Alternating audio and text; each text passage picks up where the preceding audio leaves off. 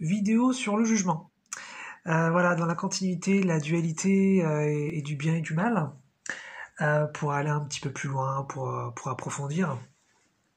Alors le jugement, c'est un concept un petit peu marrant, parce que c'est quelque chose qu'on fait tous, ou en tout cas tous plus ou moins. Et en fait, c'est quoi? C'est simplement de décider qu'une chose est comme ci ou comme ça. Donc, par exemple, le bien, pas bien, bah, c'est typiquement un jugement. Hein. Si je dis faire une vidéo, c'est bien, et, et puis ne pas en faire, c'est pas bien. Voilà, par exemple. Ça marche tout à fait comme jugement. Et c'est quelque chose en fait qu'on retrouve partout. On est constamment en train de juger, par exemple, une décision politique. On juge, on dit ah ils auraient pas dû faire ça, ou ils ont bien fait de faire ça. Ou quelque chose qui se passe dans le monde, une entreprise qui fait un certain produit, quelqu'un dans notre famille ou dans nos amis qui a un certain comportement, ah, c'est bien ce qu'il fait là, ah là il a déconné là.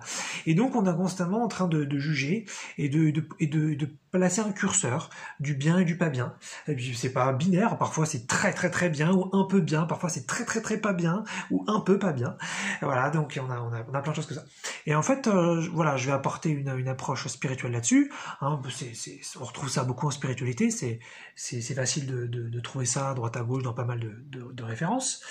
Euh, voilà, comme j'avais expliqué déjà précédemment, sur Terre, quand vous incarnez, vous avez le programme de l'ego, et l'ego, son but, c'est que vous soyez séparés, d'accord? Que vous soyez séparés de tout. De Dieu, en fait, c'est-à-dire de l'énergie divine, et donc de tout, de toute l'unité, et donc de tous les objets, de tous les gens. Et une des armes dont j'avais pas parlé, et que là c'est l'occasion, c'est le jugement. Le jugement, ça met à distance. Tout de suite. Parce que quand vous jugez quelque chose, par exemple, si vous dites cette chose-là, elle est pas bien, souvent, alors, le jugement, ça peut être un jugement positif, mais là, on va être sur le jugement négatif, plus ça sera plus facile. Quand vous mettez une distance tout de suite, parce que vous dites, cette personne-là a un comportement qui n'est pas bien, moi, je n'ai pas ce comportement, moi, je suis bien par rapport au moins à ce sujet, et donc, moi, je suis bien là-dessus, il n'est pas bien là-dessus, on n'est pas pareil, on est séparés. Paf! Et là, l'ego, vous vous rendez même pas compte, mais là, il a fait son taf, et ça y est, vous êtes déconnecté du divin, vous êtes déconnecté de l'autre. Paf! Terminé. Donc ça, c'est quelque chose qu'on fait tout le temps, on se rend pas compte, et ça permet de maintenir cette expérience d'indépendance, cette expérience de séparation, cette expérience de non-divin dans nos quotidiens. Voilà. C'est pour ça qu'ensuite, quand on progresse en spiritualité et qu'on fait donc beaucoup d'observations de pensée, comme j'avais pu en parler, on va se rendre compte qu'on a plein de jugements qui viennent. Moi, même parfois, alors que je suis devenu très très très bon en observation de pensée, ça m'empêche pas d'avoir des jugements qui passent. Je suis la vache. Parfois, je croise des gens dans la rue, j'ai pas du tout d'animosité, je me sens pas agressif, je me sens pas malveillant, et j'ai des pensées méchantes qui passent sur la personne. J'ai un jugement sur les habits, j'ai un jugement sur son corps, et parfois je me dis la vache, mais qu'est-ce que c'est que cette merde? Et ça, c'est l'ego. C'est l'ego qui vous envoie des pensées pour mettre de la séparation. Et c'est très efficace sur le pas bien. C'est très efficace sur la négativité. Maintenant, vous pouvez aussi faire de la séparation avec de la positivité.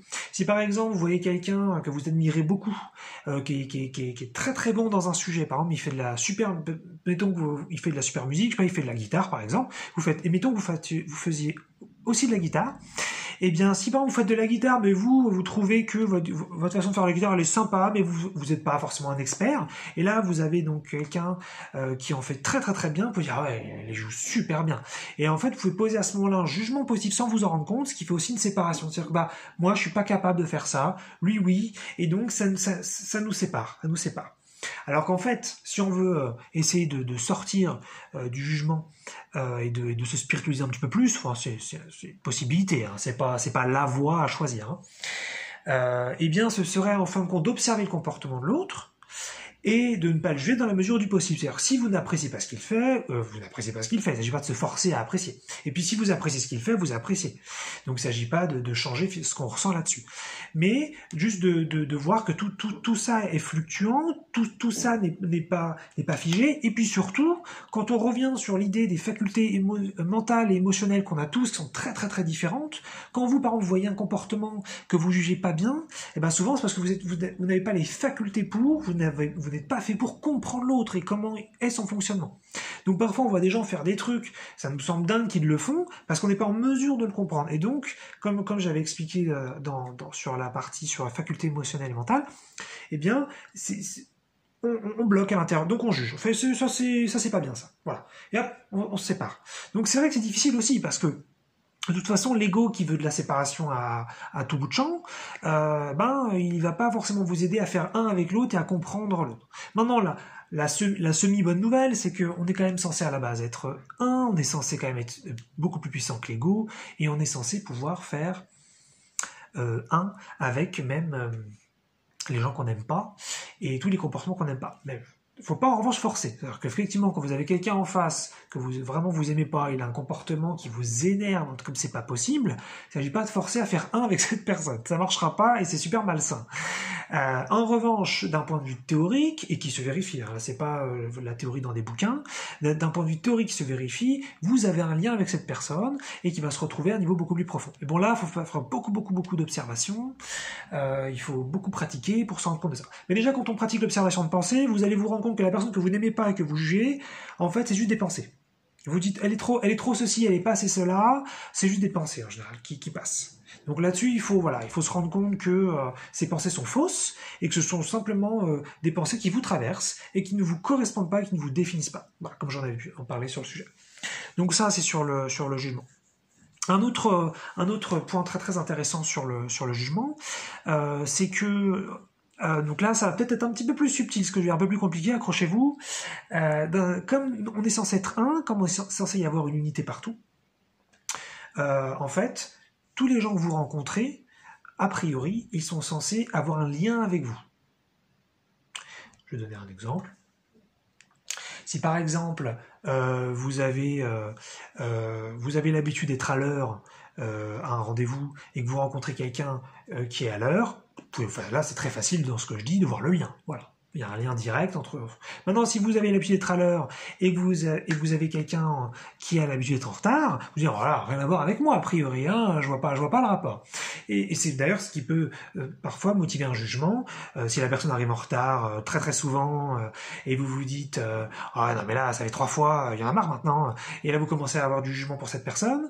En fait, un niveau plus profond, mais qui est pas évident à voir, un niveau plus profond, vous avez une partie de vous qui apprécie d'être en retard, mais comme cette partie de vous n'est pas conscientisée, et que vous la rejetez, à l'extérieur, vous rejetez aussi.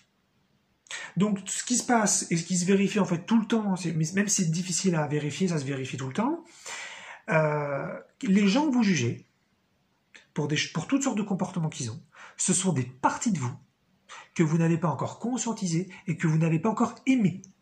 C'est bien le principe quand j'avais parlé des sous-personnalités, c'est qu'on a plein de parties de nous qu'on connaît et d'autres qu'on connaît pas, et il y en a plein dont on a honte pour l'instant, ou dont on se culpabilise, dont on est en colère, moi j'en ai, hein, c'est pour ça, je le dis aussi, hein. Et donc en fait, toutes ces parties voilà, on veut une personnalité qui a telle forme et qui fonctionne bien de telle ou telle façon. Il y a peut-être des sous-personnalités dont on n'a pas forcément envie d'entendre parler. Et en fait, comme en fait il y a un mécanisme de projection à l'extérieur afin qu'on puisse vivre l'unité sans s'en rendre compte, eh bien les gens que vous rencontrez que vous n'aimez pas, et que vous aimez, hein, ça marche dans les deux cas, bien sûr, c'est juste que c'est beaucoup plus facile à voir quand on aime, voilà. Eh bien, c'est qu'il y a des parties de vous que vous n'avez pas encore vues. Alors, c'est assez dur, en fait, à entendre ça la première fois, parce que quand vraiment quelqu'un qu'on n'aime pas, vraiment quelqu'un qu'on déteste, voire qu'on hait, c'est juste impossible à imaginer qu'il y ait une partie de nous qui représente ça. C'est juste dingue, ça semble fou. Donc, faut pas forcer. Si vous êtes encore dans un processus de rejet, c'est que vous en avez besoin, c'est que c'est nécessaire pour vous de juger, c'est que ça vous soulage, c'est que cette partie de vous, elle est, pour l'instant, elle est inacceptable et c'est bien comme ça. Voilà, il faut pas aller trop vite. Et puis, si vous faites un petit peu à cette idée, peut-être qu'avec le temps, ça peut parfois durer des années, sur certains sujets, pas forcément tous les sujets, vous allez être plus cool face à la personne que vous n'aimiez pas auparavant, vous allez peut-être relativiser avec le temps, vous dire bon, finalement, son comportement, il n'est pas si grave, ça va, voilà, par exemple. Et quand vous êtes arrivé à ce stade de cool attitude sur le sujet, il y a un phénomène qui se produit pas tout le temps, mais qui se produit quand même assez souvent, c'est que là, la sous-personnalité, elle monte en conscience. Et là, vous dites, oh, mais j'avais ça en moi, la vache, depuis le début, et je l'avais pas vu. Et ouais.